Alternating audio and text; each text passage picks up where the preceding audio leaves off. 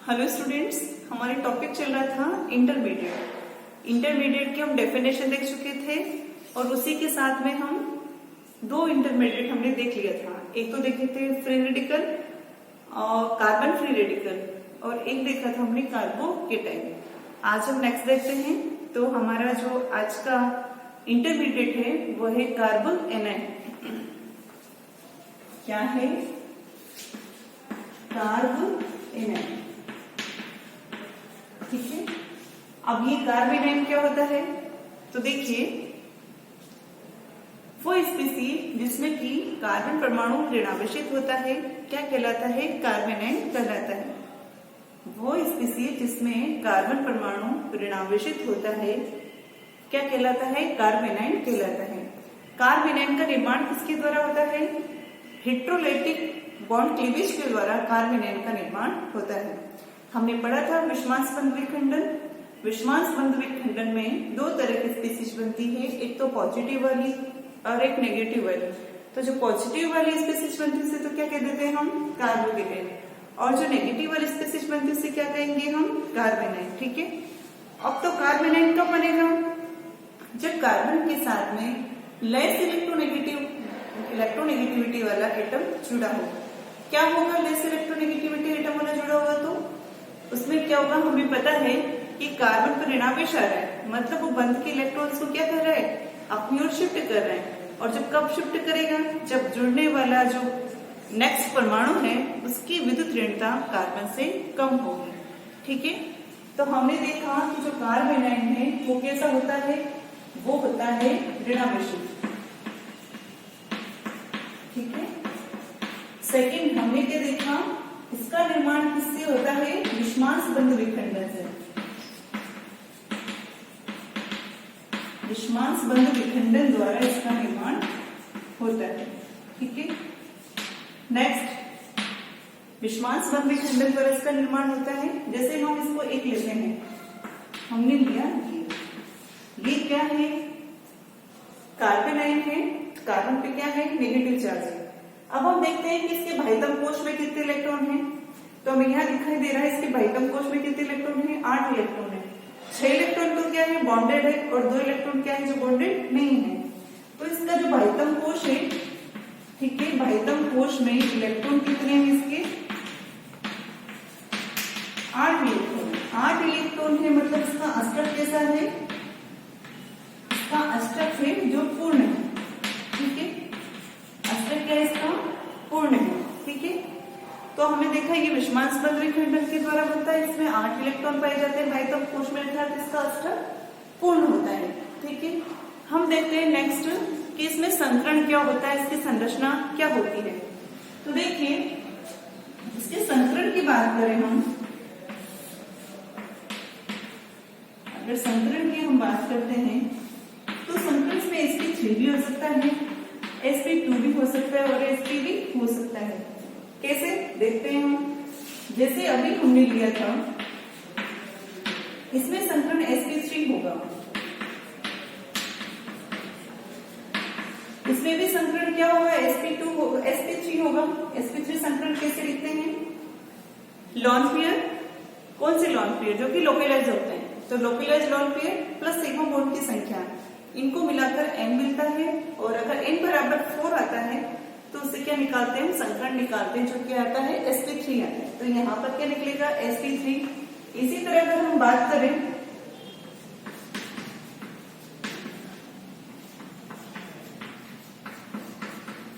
तो यहाँ पर भी संकरण क्या होगा? sp3 होगा। अब sp2 वाले कुछ उदाहरण देखते हैं हम। जैसे देखिए, अगर इस कार्बेनाइन की बात करें तो यहाँ पर क्या है? sp2 हाइब्रिडाइजेशन होगा। क्यों होगा? यहाँ पर कितने सिग्मा बॉन्ड दिखाई दे रहे हैं आपको? 3।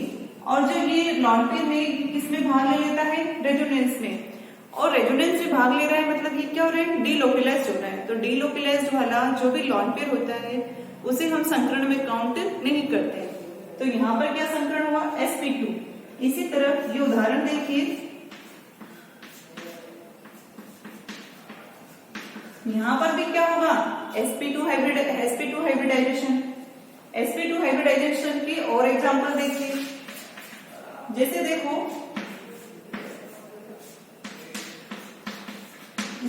क्या होगा, sp2 हाइब्रिडाइजेशन होगा। ठीक है, इसके लिए भी क्या होगा, sp2 हाइब्रिडाइजेशन होगा। अब sp हाइब्रिडाइजेशन वाला हम कार्बेनाइन देखते हैं। अगर ये कार्बेनाइन है तो यहाँ पर हाइब्रिडाइजेशन क्या होगा, sp होगा। ठीक है, तो इस तरह कार्बेनाइन अलग अलग हो तो उनमें हाइब्रिडाइजेशन भी क्या होगा, अलग अलग होगा। लेकिन हम जिस साधारणतया पढ़ते हैं, हम किसकी बात करते हैं, सिर्फ CH3 नेगेटिव या इस पे जुड़े हुए किसी भी प्रतिस्थापी वाले कार्बेनाइन की बात कर रहे हैं, तो हम वहां संकरण क्या दे देते हैं, sp3। लेकिन इस तरह के कार्बोनाइट भी निर्मित हो सकते हैं जिनका संकरण sp2 और sp होता है। अब हम बात करते हैं इनकी ज्यामिति की, इसकी संरचना क्या होगी, ज्यामिति क्या होगी। तो जो sp3 हाइब्रिडाइज है, ठीक है, sp3 हाइब्रिडाइजेशन पर वैसे तो क्या होता है, टेट्राहेड्रल चतुष्फलकीय होता है, लेकिन यहाँ होगा क्या, ये चतुष्फलकीय नहीं होगा। रीजन यहाँ पर क्या है, लॉन पेयर है। लॉन पेयर होने के कारण जो ज्यामिति है वो चतुष्फलकीय से कैसी हो जाती है, पाइरामिडल हो जाती है। कैसी हो जाती है, पाइरामिडल हो जाती है। ठीक है, इसी तरह यहाँ sp2 हाइब्रिडाइजेशन होता है तो इसकी ज्यामिति कैसी होती है, कैसी होती है इसकी ज्यामिति, समतल त्रिकोणीय होती है। और sp होती है तो इसकी ज्यामिति क्या होती है, लीनियर होती है। ठीक है, तो इस तरह से इसमें संकलन पाया जाता है और यहाँ पर क्या होगा आपके पास में, उसकी ज्यामिति होती है। नेक्स्ट देखिए इसकी स्टेबिलिटी, कि जो कार्बेनाइन होती है उसकी स्टेबिलिटी किससे प्रभावित होती है। तो हमें पता है कि कार्बेनाइन है उसकी स्टेबिलिटी किस किस पर निर्भर करती है, देखते हो, स्टेबिलिटी ऑफ कार्बेनाइन।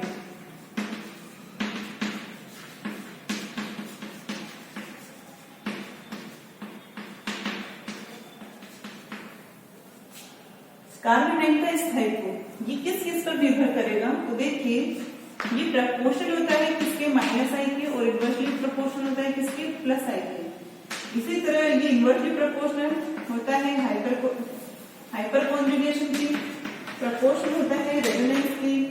ठीक है, ये हम पहले देख चुके हैं, जब हमने ये फील्ड इफेक्ट देखे थे तब हम ये देख चुके हैं कि जो कार्बोकेटाइन की कार्बोनाइन की स्टेबिलिटी होती है वो माइनस आई इफेक्ट के प्रपोर्शनल होती है। ऐसा क्यों होगा, हमें पता है कि इसका स्टेप कोण है, मतलब इसके पास इलेक्ट्रॉन्स की क्या है, अधिकता है। तो ये इलेक्ट्रॉन्स अगर इससे खींचे जाएंगे तो इसके स्थायित्व में क्या होगी, वृद्धि होगी, क्योंकि आवेश क्या हो जाएगा, कम हो जाएगा। और जिस भी स्पीसीज पर आवेश कम होता है इसका स्थायित्व क्या हो जाता है, बढ़ जाता है। ठीक है, इसलिए माइनस आई के तो प्रपोर्शनल होगा, जबकि प्लस आई के इनवर्सली प्रपोर्शनल होगा। हाइपर कॉन्जुगेशन या रेजोनेंस की बात करें तो जितना ज्यादा हाइपर कॉन्जुगेशन या रेजोनेंस होगा उतनी ज्यादा इसकी क्या होगी, स्टेबिलिटी होगी। सॉरी, वैसे यहाँ पर हाइपर कॉन्जुगेशन की बात करते नहीं है, रेजोनेंस की बात करते हैं। ठीक है, क्योंकि कार्बोकेटाइन के लिए हाइपर कॉन्जुगेशन हम देखते हैं, तो यहाँ हाइपर कॉन्जुगेशन को प्रोपोर्शनल मान के आप क्या मानना, रेजोनेंस मानना। जैसे देखते हैं हमने लिया है, ये हमने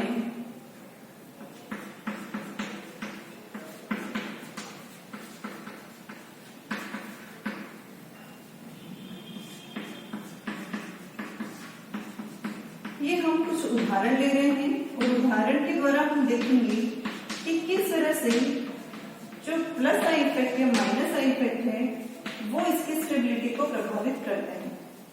देखिए ये हमने कुछ एग्जांपल लिए हैं। यहाँ पर आपको नजर आ रहा है कि 3 CH3 है और एल्किल ग्रुप का क्या लगता है, प्लस आई इफेक्ट लगता है। यहाँ पर 2 CH3 है, यहाँ 1 CH3 और यहाँ एक भी CH3 नहीं है, वहाँ क्या है, H है, और H का कोई इंडक्टिव इफेक्ट नहीं होता है। तो हम बात करें अगर दाएं से बाएं जाने की, तो प्लस आई इफेक्ट में क्या आ रही है, कमी आ रही है। जब प्लस आई इफेक्ट में कमी आएगी तो इसकी स्टेबिलिटी में क्या हो जाएगी, वृद्धि हो जाएगी। तो इसका स्टेबिलिटी ऑर्डर क्या हो जाएगा, ये हो जाएगा, होगा ना, क्योंकि CH3 जितना ज्यादा प्लस आई इफेक्ट डालेगा इस पर जो आवेश ऋणावेश है वो उतना ही ज्यादा बढ़ जाएगा। अगर आवेश बढ़ जाएगा तो उसकी स्टेबिलिटी क्या हो जाएगी, कम हो जाएगी। ठीक है, तो इधर से इधर जाने पर आवेश की मात्रा क्या होगी, कम होगी और स्टेबिलिटी बढ़ जाएगी। तो ये देखा कि प्लस आई इफेक्ट क्या होता है, ये इनवर्सली प्रोपोर्शनल होता है। यदि इसी उदाहरण को मैं थोड़ा चेंज कर दूं और हाइड्रोजन की जगह हम ले लें CF3, ठीक है, क्या ले लें हम यहाँ पर CF3। तो हमें पता है कि जो CF3 है उसका क्या होता है, माइनस आई इफेक्ट होता है, और जब माइनस आई इफेक्ट होगा तो क्या होगा, इसकी स्टेबिलिटी बढ़ जाएगी। तो इसका जो स्टेबिलिटी ऑर्डर हो जाएगा CF3 के बाद में, तो क्या हो जाएगा, ये हो जाएगा। क्यों, CF3 में 3 फ्लोरीन है जिसका माइनस आई इफेक्ट होगा, और माइनस आई इफेक्ट जितना ज्यादा होगा कार्बोनाइट की स्टेबिलिटी उतनी ही ज्यादा होगी, ठीक है। तो इस तरह से इंडक्टिव इफेक्ट है जो कि कार्बोनाइट की स्टेबिलिटी को प्रभावित करता है। अब हम देखते हैं कि रेजोनेंस किस तरह से कार्बोनाइट की स्टेबिलिटी को प्रभावित करता है। इसके लिए हम उदाहरण लेते हैं। आपके पास में एक है एलाइलिक कार्बोनाइट,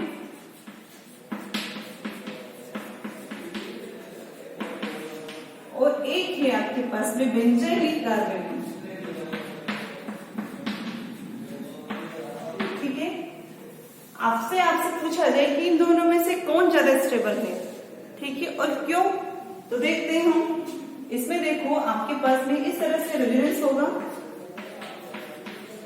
और आपके पास 2 रेजोनेटिक स्ट्रक्चर मिलेगी। इसी तरह अगर हम बेंजाइलिक की बात करें तो ये देखो इस तरह से आपके पास में रेजोनेंस संपन्न होगा,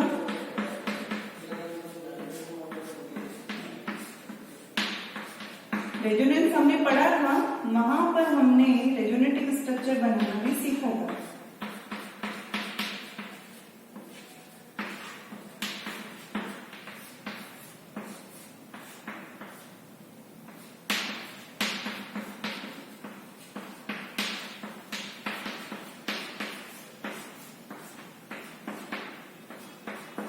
हमने जो रेजोनेंस पढ़ा था तो हमने देखा था कि किस तरह से ये जो नेगेटिव चार्ज है ये हम इधर दर्शा रहे हैं, तो क्या होगा, एक नेगेटिव चार्ज में 2 इलेक्ट्रॉन है, इसलिए हम क्या हो जाता है, बॉन्ड का फॉर्मेशन हो जाता है। तो देखो यहाँ रेजोनेंस पर 2 रेजोनेटिक स्ट्रक्चर मिल रही है, जबकि यहाँ पर आपको कितनी मिल रही है, 5 रेजोनेटिक स्ट्रक्चर मिल रही है। तो जितनी ज्यादा रेजोनेटिक स्ट्रक्चर मतलब उतना ही ज्यादा रेजोनेंस, और जितना ज्यादा रेजोनेंस उतनी ही स्टेबिलिटी ज्यादा, ठीक है। तो इस तरह से आपको पता चला कि जो रेजोनेंस है वो भी स्टेबिलिटी को प्रभावित करता है। तो दोनों में किसकी स्टेबिलिटी ज्यादा होगी, बेंजाइलिक कार्बोनाइट की स्टेबिलिटी ज्यादा होगी। रीजन यहाँ रेजोनेंस ज्यादा है, रेजोनेटिक स्ट्रक्चर ज्यादा है, इसलिए स्थायित्व भी क्या होगा, ज्यादा होगा। तो इस तरह से आपके सिलेबस में जो दिया हुआ है कार्बोनाइट का, जितनी स्टडी दी हुई है वो ये कंप्लीट होती है कि किस तरह कार्बोनाइट का निर्माण होता है, क्या है ये, और इसकी संरचना और इसका स्थायित्व कैसे प्रभावित होता है, ठीक है। हमारा जो नेक्स्ट टॉपिक रहेगा वो रहेगा कार्बन, ठीक है। इस कार्बन वाले इंटरमीडिएट को हम नेक्स्ट क्लास में लेंगे। Thank you.